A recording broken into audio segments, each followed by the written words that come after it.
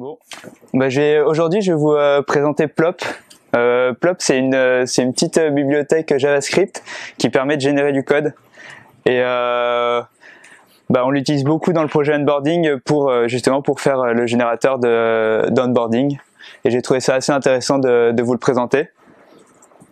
Donc qu'est-ce que c'est Plop? En fait, Plop c'est en quelque sorte de la colle entre deux bibliothèques JavaScript déjà existantes. C'est comme ça qu'ils se définissent. La bibliothèque Inquirer qui en fait va permettre de récupérer des entrées d'un utilisateur depuis un terminal. Et la bibliothèque Handlebars qui permet de générer des templates hyper facilement, et donc en fait de générer du code à partir de templates hyper facilement. Et Plop va vraiment faire l'interface entre ces deux bibliothèques. Plop ça fonctionne en deux temps. En premier temps, ça va faire ce qu'on appelle des prompts. En fait, c'est des questions qu'on pose à l'utilisateur et pour récupérer toutes les données nécessaires à la génération de code. Et en deuxième temps, ça va faire des actions. Les actions, ça peut être ajouter des fichiers, modifier des fichiers, ajouter plusieurs fichiers. C'est assez varié et ça permet de faire beaucoup de choses. Donc, la meilleure façon de vous faire montrer Plop, c'est en faisant un petit exemple. Donc j'ai fait un petit site de recettes. Pourquoi? Parce que j'aime beaucoup cuisiner, je cuisine tous les soirs, et le problème c'est que comme je cuisine beaucoup, j'oublie mes recettes. Et en plus, là ma grand-mère, elle aussi, elle sait super bien cuisiner, donc elle a plein de recettes à me passer, mais j'ai pas envie de les oublier, j'ai envie de les retenir et de pouvoir les rentrer hyper facilement et de les partager avec mes nouvelles recettes avec ma grand-mère, ou de récupérer les siennes. Donc je me suis dit que Plop, ça serait la solution parfaite pour aller très vite et pouvoir rajouter plein de recettes à mon petit carnet en ligne.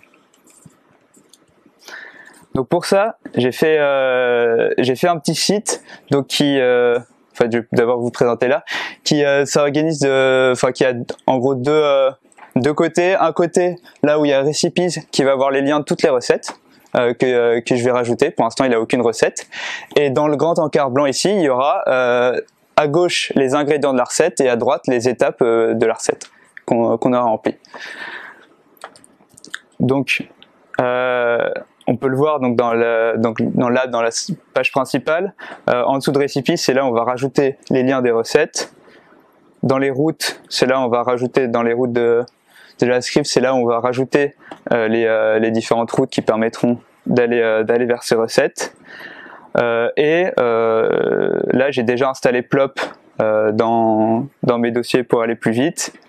Et donc pour commencer à utiliser Plop maintenant, ce que j'ai fait c'est...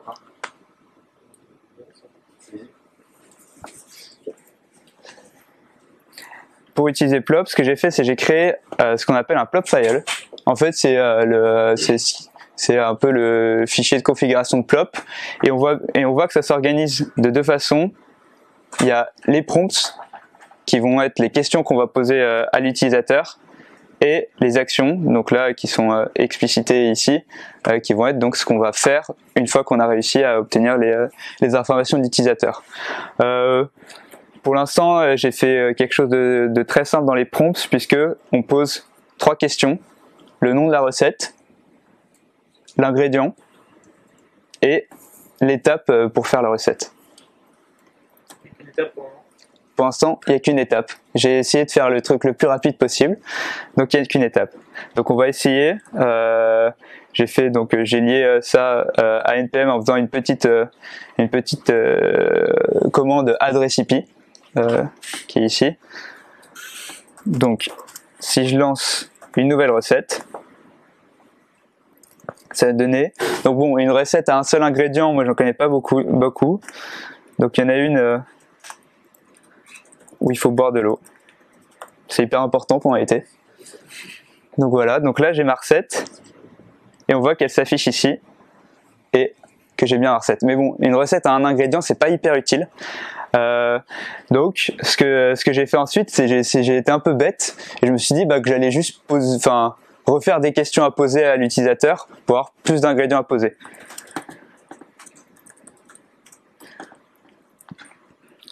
C'est ce que j'ai fait donc dans la deuxième étape, j'ai rajouté dans mes prompts, j'ai rajouté des éléments get ingredient et get step, et où en fait maintenant au lieu d'avoir une seule question pour les ingrédients, j'en ai trois fois la même, et pareil pour les étapes, j'ai 3 fois la même, et j'ai dû donc modifier le template des recettes, que d'ailleurs je vous avais pas montré, mais qui c'est juste la page qu'on va afficher avec ce qui est entre double crochet, les variables qui dépendent de l'input utilisateur, et je l'ai modifié pour que il affiche les 3 ingrédients et les 3 étapes que j'ai rentrées.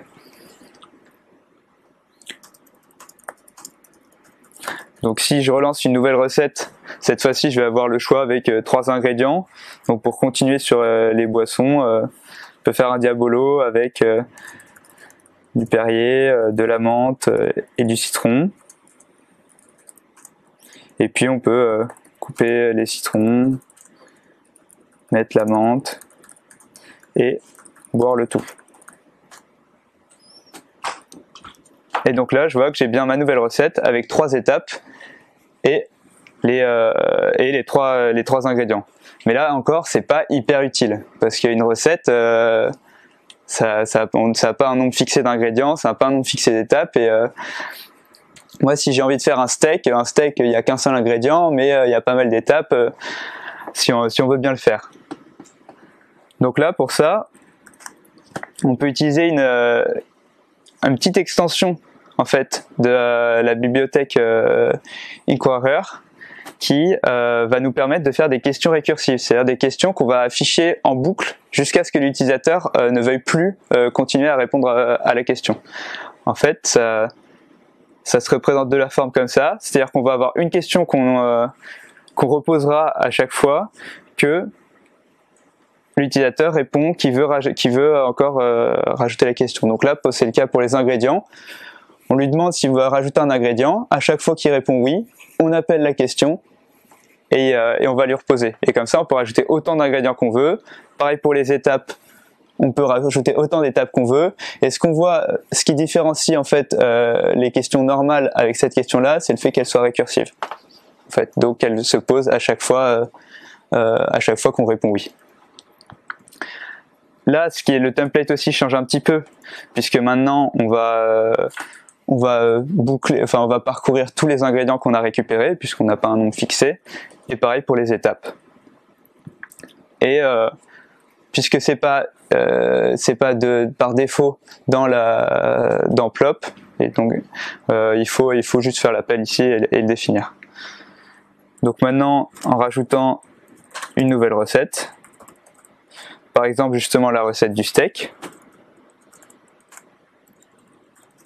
on va voir que je peux rajouter un seul ingrédient si j'ai envie, et autant d'étapes que je veux. Donc la première étape, ça peut être de faire chauffer une poêle pour qu'elle soit bien chaude avant de mettre le steak. Ensuite, on met de la matière grasse,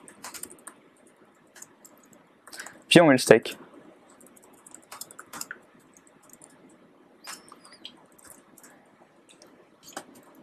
Et là, j'ai bien ma recette avec donc pas le même nombre d'ingrédients, pas le même nombre d'étapes, et si j'avais voulu, j'aurais pu faire une recette beaucoup plus longue, j'aurais pu le faire.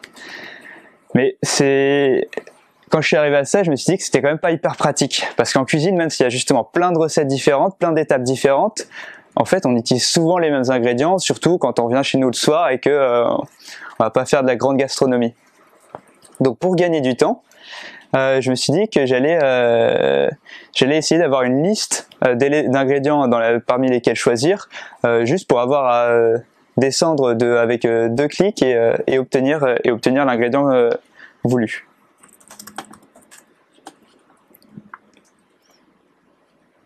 Donc pour ça, en fait, pour obtenir une liste, il suffit juste de rajouter dans le type de la question l'élément liste et de rajouter des choix parmi lesquels on peut choisir. Donc là, j'ai mis une petite liste d'ingrédients, et maintenant, si j'ai envie de rajouter une nouvelle recette de tortilla par exemple, je peux rajouter facilement, si je trouve, des pommes de terre, des œufs et du sel et du poivre. Et là, on va aller vite. Et là, je suis allé beaucoup plus vite pour ajouter mes ingrédients. Donc, j'ai ma recette de tortilla avec mes ingrédients pré-remplis. Je sais pas si vous avez remarqué, mais dans toutes les recettes que j'ai mises, à chaque fois, pour aller plus vite, j'avais un peu la flemme d'écrire les quantités qu'on mettait.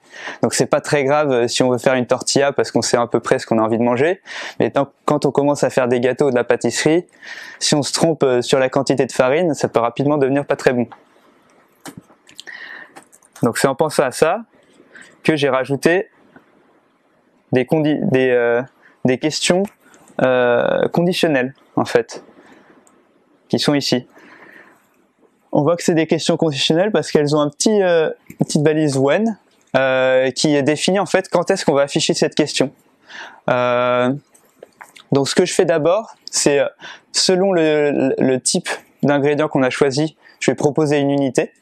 Donc si c'est des liquides comme du lait, je vais proposer des litres, des centilitres, des millilitres. Et si c'est des solides comme du riz ou des pâtes, je vais proposer un poids.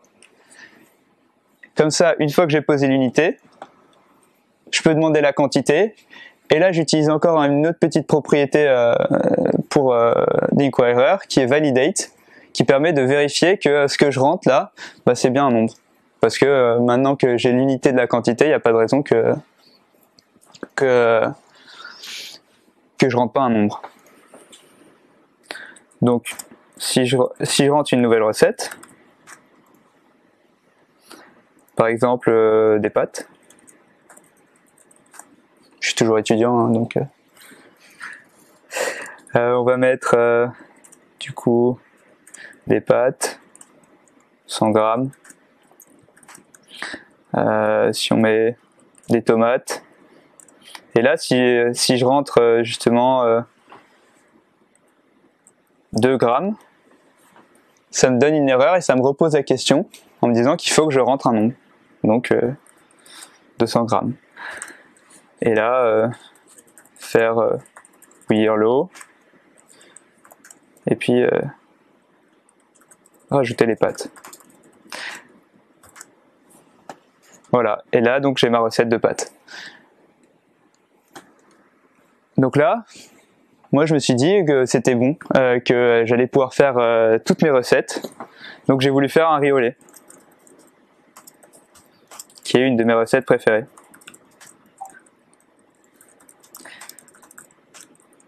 Donc tout se passe bien. Je peux rajouter le riz, 100 g de riz. Je peux rajouter un peu de lait. Allez, 50 centilitres. Et puis un peu de sucre, 100 g de sucre. Cuire le tout. Et là, ah non, là ça marche pas. Et en fait, ce qui s'est passé, c'est que en mettant le nom de ma recette avec 3 mots différents, Plop a été un peu idiot et il a essayé de me faire un composant React avec, en 3 mots. Donc ça marche pas hyper bien. Donc soit je me limite à faire des recettes avec qu'un seul mot comme nom, soit je corrige le problème. Donc j'ai choisi de corriger le problème. Et donc pour ça, on va utiliser les helpers de Plop.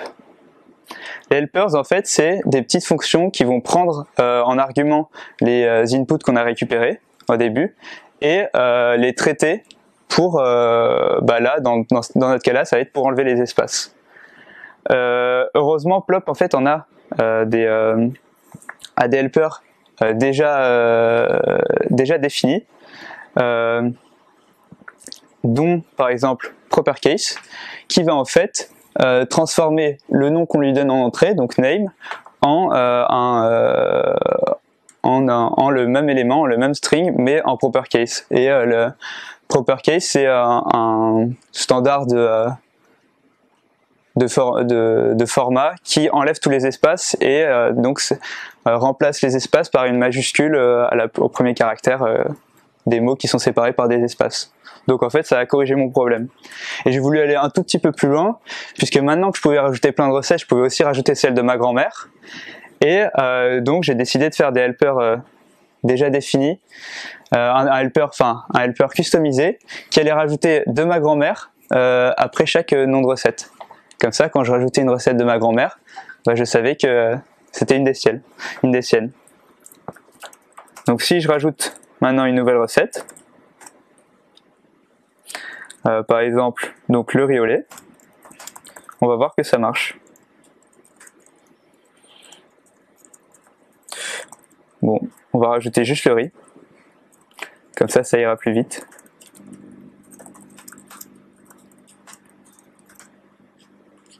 Et là oui, il faut que je supprime les mauvais documents que ça a généré. Hop. Hop. Là on voit tout ce que ça a généré tout seul. Je sais pas si vous vous souvenez au début, mais il n'y avait rien.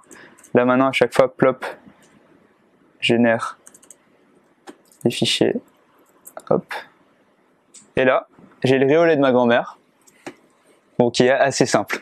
En fait, je sais pas si elle sait si bien cuisiner que ça. Mais il y a quand même encore quelque chose qui me gêne un peu. C'est que je vous ai dit que je voulais partager des recettes avec ma grand-mère, mais je vois mal ma grand-mère taper ses recettes dans un terminal. Donc je me suis dit qu'il y avait une méthode hyper simple qui serait beaucoup plus utile pour elle. Ça serait de pouvoir importer une recette à partir d'un JSON. Bon, en fait, c'est pas forcément mieux, mais c'est hyper pratique si je veux partager mes recettes avec des amis développeurs.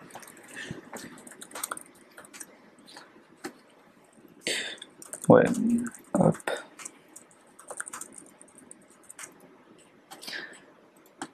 Donc là,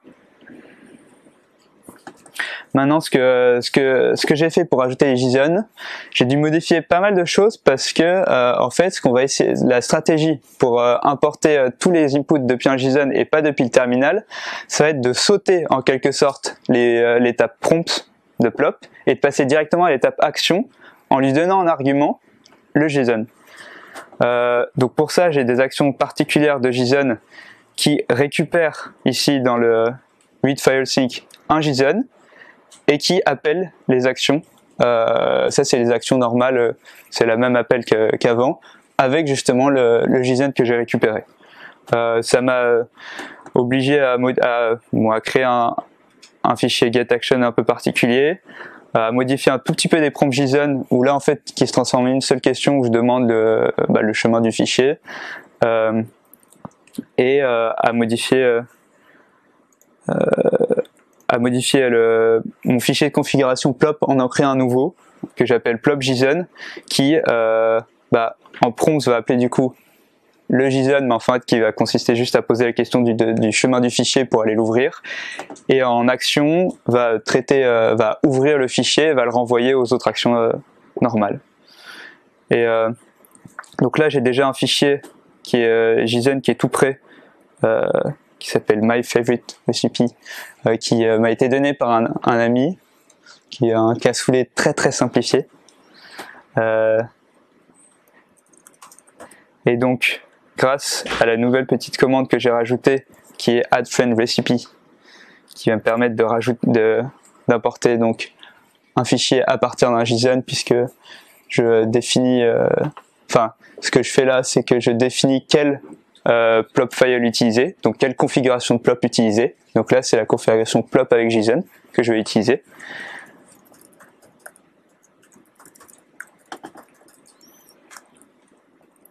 Là, par défaut, j'ai donné, ça se voit pas très bien, mais par défaut, j'ai donné le nom du fichier que j'avais déjà existant. Et là, on voit que ça m'a tout de suite rajouté un fichier. Bon, il n'y a plus les recettes parce que j'ai tout supprimé, mais voilà. Et donc là, j'ai déjà, sans avoir, en ayant à rentrer que le nom du fichier, j'ai réussi à récupérer la recette. Voilà. Donc ça, c'est un petit peu un exemple de toutes les applications, de toutes les fonctionnalités qu'on peut avoir avec Plop, avec Inquirer et un petit peu avec Handlebars. Donc pour revenir à la présentation, pourquoi utiliser Plop en fait? Parce que au fond, chez Scipios, on fait pas beaucoup de livres de recettes. C'est majoritairement pour avoir du code consistant et de façon efficace, c'est-à-dire pour avoir rapidement du code consistant. Finn aussi utilise Plop, il l'utilise pour générer leurs composants, des modules Redux, des actions et leurs icônes, et comme ça il s'assure que tout ce qu'ils génèrent sont faits de façon consistante, c'est-à-dire ont la même structure.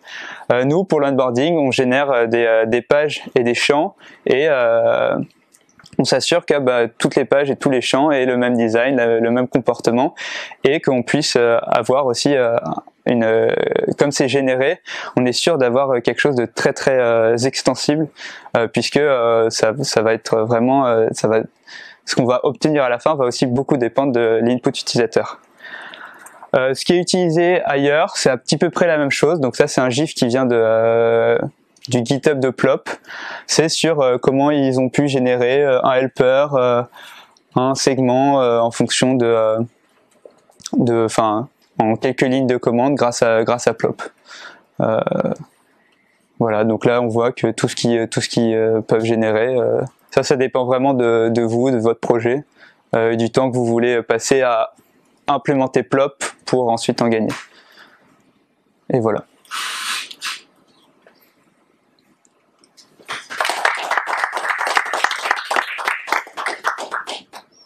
Si vous avez des questions, c'était peut-être un peu rapide. Je pense que ça aurait de la valeur de créer des templates, des générateurs Plop en fait pour par exemple pour React, parce qu'il y a plein de bonnes pratiques qui existent déjà, et on pourrait faire des helpers qui sont open source et que tout le monde peut installer chez eux, et pour générer justement les modules Redux, les composants. C'est des trucs qui sont assez basiques quand même. Je pense que ça pourrait avoir de la valeur, mais après c'est assez difficile d'avoir quelque chose qui conviendra à tous les projets, puisque souvent, par exemple là on l'a vu dans les recettes, pour générer les recettes, il fallait que je modifie aussi le fichier root et le fichier app de mon application, et ça on peut pas faire un module qui va trouver, bon, pour des noms courants comme app ça va trouver, mais pour tous les autres cas ça trouvera pas forcément, et donc ça risque plus d'être assez difficile à implémenter, ça risque d'être aussi dur d'implémenter le fichier open source que de générer nous-mêmes notre propre Plop, qui se fait quand même vous avez vu, le Plop file c'est vraiment ce qui est essentiel pour générer du Plop, et ça prend une vingtaine de lignes maximum. Après, peut-être que tu pourrais générer avec Plop les fichiers de base, c'est-à-dire oui. Tout ce qui est comment à tous les modules Redux, et ensuite ce qui est configuration pour enregistrer des modules, tu peux le faire toi-même sur ton projet. Après, faut pas oublier du coup faut savoir que Plop va du coup pas tout générer, quoi. C'est-à-dire c'est un peu de traite, parce qu'on peut se dire que Plop du coup va faire le travail à notre place alors qu'il fait qu'une partie. On peut générer n'importe quel langage, est-ce que c'est spécialisé en React, ou on peut aussi générer du Python? C'est JavaScript. Donc le Python, je pense pas, ouais. On peut générer du Python. En fait, c'est une librairie JS que je dois exécuter, mais après, lui, derrière, tout ce qu'il fait, c'est exécuter, récupérer des informations, et après, générer des fichiers à partir de templates. Donc, du coup, tu pourrais le générer, mais n'importe quoi. C'est comme si c'était que du texte. On peut générer du Plop. Ouais. Il faut faire une Plopception.